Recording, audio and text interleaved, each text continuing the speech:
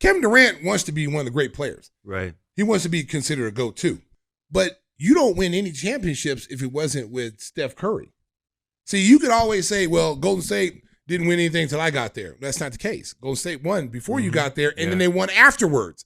I like where guys just tighten their belt up and say, you know what, let's go to work. We just got to get better. Yeah. We got to play harder. We got to play smarter instead of just, where's the grass greener? I'm going to go there and win a championship. I think it devalues that.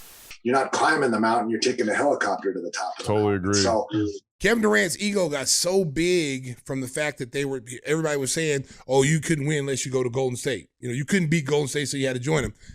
But the majority of it is he wanted to show people he could get his own team like LeBron. Create his own team with Kyrie and go win. Yes, and I can go win. Yeah. And how'd that work out for you? They signed Durant and Irving in 2019. They thought things would be different, but a first-round loss. Durant, down the court, and Anthony Edwards, easy flush. You lose.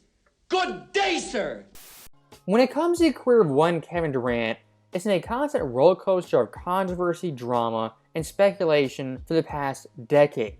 And looking at the culprit of all this, it is indeed Durant himself. This guy routinely on social media carries himself like a teenage girl. Got a phone?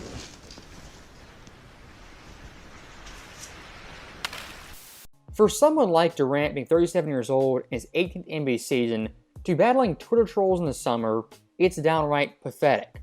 And for Durant defending himself so often, you might say it's kind of admirable. To me, I don't buy it. Why Durant gets so butthurt with these trolls is the trolls have one point he can't deny. Teams like Golden State, even OKC nowadays, have won championships without him on the roster. That for Durant's career is something he simply cannot cope with. And looking at Brooklyn, Phoenix, and now Houston, this guy's post-Golden State stint has been an absolute failure. And looking at Phoenix and Brooklyn, how does Durant leave them? In absolute tatters. Please disperse. Nothing to see here. The biggest indictment on Kevin Durant's career isn't leaving OKC for a stacked roster of Golden State. The biggest indictment on Kevin Durant is Golden State before him and after him have won championships. And looking at the Thunder, their first title in franchise history came without Kevin Durant when he was still actively playing in the NBA. And looking at that Thunder championship, it cuts a little bit deeper. As he grew up in my era, Kevin Durant and OKC were synonymous, they were one and the same. And for the vast majority of fans, when you said Thunder, you thought Kevin Durant. Now when you say it, you think Westbrook or SGA. When you say Golden State, you don't think KD, you think Steph Curry. Kevin Durant right now, regardless of his skill set and talent, has no real home in the NBA, no team to call his own. He's out of line, but he's right. When it's all said and done, Kevin Durant, yes, will be an NBA Hall of Famer who's cracked 30,000 points. But all that, it kind of rings hollow. As looking at Durant's career, you expected more, and expected more of him as the guy of his teams, the bus driver of his teams. And again, looking at OKC, opening night of the NBA season, they're playing Houston in OKC, they're going to raise the banner in front of Durant. That right there, the ultimate insult and indictment on Kevin Durant, his career and his failure in OKC and post-Golden State. As that one OKC championship means more, has more value than both those rings in Golden State, which hold little or no weight to any NBA fan. What it's worth? Nothing! Nothing! That's what it's worth! Get out of here, you bum! And look at OKC just 4 years ago, their roster around SGA. Their leaders in minutes per game.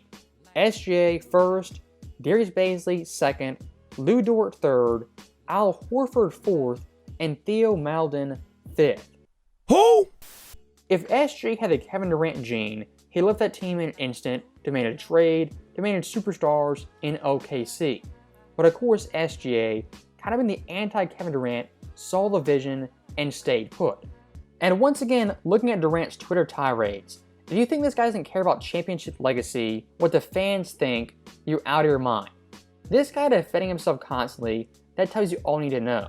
But even more than that, look at Durant on the court, how he operates. Why he went to Brooklyn, left Golden State was to prove fans wrong, win a championship as the guy. Why he left Brooklyn? Because because he wanted to win championships in a better spot. Why he left Phoenix, the exact same thing. Why Durant keeps hitting traded hopping teams is he wants a championship without Steph Curry. Well, they got it now. His name is Kevin Durant, and he is no joke. The Houston Rockets, I'm telling you right now, they are instant title contenders. Yeah, I'm going to have to go ahead and sort of disagree with you there. Number 1 contenders, the Houston Rockets. Wow, we're back. 2 seed. I know exactly what they needed, and they got it. They have everything and more to compete for an NBA championship. It's OKC, and then it's the Houston Rockets. This year's Rockets team, almost doing a 1-for-1 swap, Durant for Jalen Green. Some expect a big-time jump to 55-60 wins, being the best team in the West. And honestly, that might happen. But here's the more important story, what they do in the postseason. As looking at the West, it's absolutely loaded. Houston's path to an NBA championship, who they have to go through, is at least Denver, Dallas, Minnesota, or OKC. At least 2 of the 4, maybe 3 of the 4. All those teams right there are quality NBA teams in the Eastern Conference will be a top 2 seed. In the West, one of those teams won't even be top 5. So for the Rockets' title chances, that's their first knock. The second knock, they have Kevin Durant as their best player. And look, Durant the player, he looks the same, his stats are the same. He looks like Kevin Durant from 10 years ago. But here's the thing, he's not. He's 37 years old, year 18, and a fragile player at this point in his career. And looking at NBA history, guys who are 37 the best player, the best scorer, they don't win championships. Can he still get 25 points routinely? Of course he can. But 30, 35 points in deep playoff run, that I don't see happening. I was looking at during the past 4 years, in total, 19 playoff games. If you're winning an NBA championship at bare minimum, it's 16 wins. Do you see someone like Kevin Durant, as fragile, frail, injury-prone as he is, playing 3 straight months of basketball at the highest level in the postseason? For me, I simply can't see it. It's over. Capiche? Over and done. Now, one last thing I do want to touch on is Durant's mindset. As the Mind the Blame podcast, Durant said longevity, playing a long time, playing 20 years, that's the actual goal for an NBA player and an NBA superstar. When you see someone talking like that, you know the end's kind of near. For any great player all time, playing 15-20 years, that was never the goal. What the goal was maximizing your career in the moment every single season.